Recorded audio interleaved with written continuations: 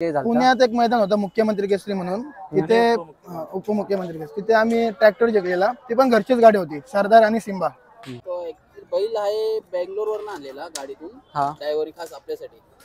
अशी बैल घेऊन कोणी पण एक नंबरची किमती देऊन कोणी पण हे होतं, पण जो शून्यातून करतो तोच खरा हे असतो.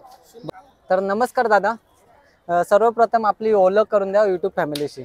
मी हरदेश खारोक, मुक्काम मुंबर्डे. आणि आपल्या बैलांबद्दल पण माहिती सांगा. आपल्या धावणीला कोणती कोणती बैल आहेत? आमच्या धावणीला खूप बैल मोठे मोठे होऊन गेले. तुफान माहित असेल, तुफान किंवा महाराष्ट्रात त्याने धुमाकूळ घातलेला आदत वयात. बरोबर. तुफान, महाद्या, सरदार, गोविंदा.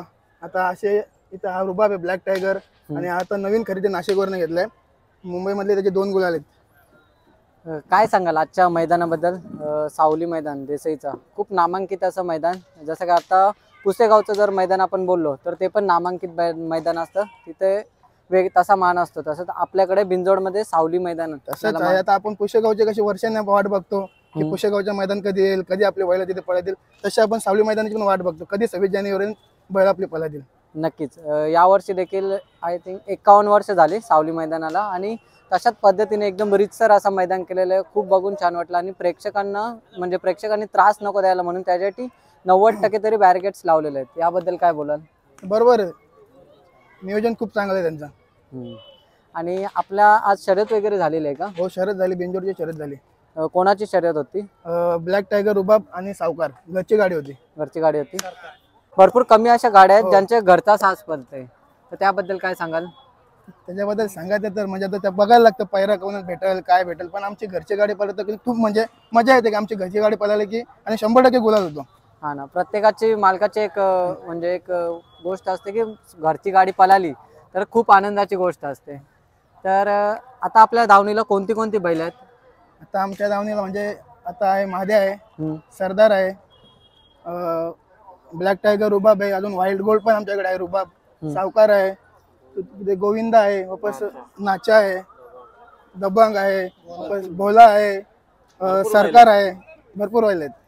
आणि बैलाचं नियोजन वगैरे करणं एकट्याचं काम नसते, तर कोण या पडद्यामागे असतं?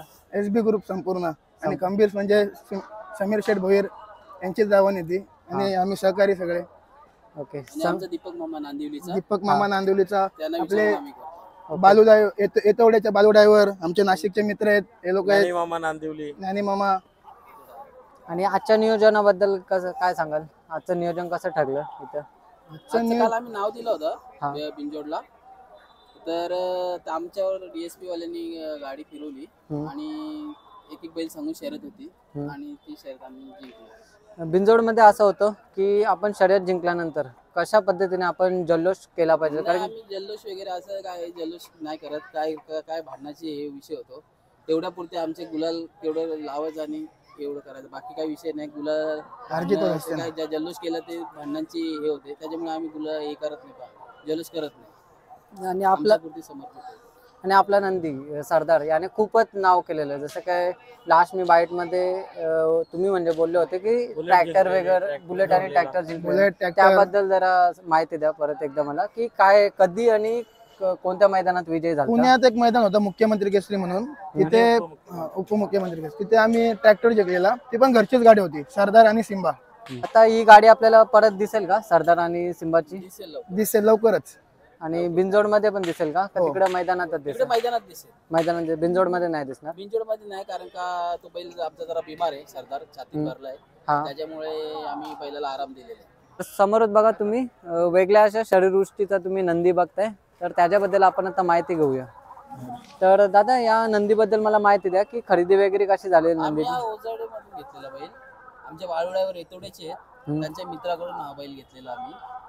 आणि मग तिकडनं आम्ही इकडे मुंबईत आणला. नंतरला बैल सांभाळायला आम्ही निमसागर मध्ये दिला, अक्षय निमसागर आणि समाधान त्यांच्याकडे. काय बघितलं होतं बैलामध्ये? कारण की जरा इतर बैलांपेक्षा जरा वेगळा आहे. नक्कीच. त्याचं बघा तुम्ही लांबी आणि ते शरीर एष्टी बघा, त्याचं जरा वेगळाच आहे. म्हणजे त्याची जी पळण्याची धमक आहे ना, म्हणजे सायलेंट मध्ये एकदम पळतो, लोकांना वाटत नाही का, म्हणजे पण चांगला रान करतो. आतापर्यंत काय शर्यती केल्या का आपल्या? गेल्या वर्षी 27 शर्यती बिंजोडच्या केल्या लागोपाठ. त्याच्यानंतर थोडा त्या शिंगाचा प्रॉब्लेम झाला. तर बैलाची शरीरदृष्टी थोडी वेगळी आहे, तर त्याबद्दल काय सांगाल आणि खरेदी करताना काय नक्की बघितलं होतं नंदीमध्ये? खरेदी करतात ते चपळपणा आणि हे करतात. तो एक बैल आहे बेंगलोरवरून आणलेला गाडीतून, हा. ड्रायव्हरी खास आपल्यासाठी. तो बैल आम्ही लहानपणापासून त्याला हे केलेला आणि त्याला चांगलं म्हणजे नियोजन केलं, आता चांगला पळतो. म्हणजे तुम्ही बैल आदत असण्यापासून त्याचं देखरेख वगैरे करता, म्हणजे तुम्ही पूर्ण बैल घडवता एकदम स्टार्ट करून. तर कशा पद्धतीने बैलाला तुम्ही ट्रेनिंग वगैरे देता? बैल काय आहे, लहानापासूनच जर आपण हे केलं तर हे विषय राहतो, म्हणजे चांगलं घडतो. आता घेतलं 21 लाखाचा घ्या, 25 लाखाचा घ्या, हा, आपण समोरच्याकडून घेऊ आणि आपल्या दावणीला आला आणि नाही पळाला तर 21 लाख रुपये आपले पडतात. त्याच्यामुळे शून्यातून वरती यायचा. बरोबर. अशी बैल घेऊन कोणी पण एक नंबरची किमती देऊन कोणी पण हे होतं, पण जो शून्यातून घडतो तोच खरा हे असतो.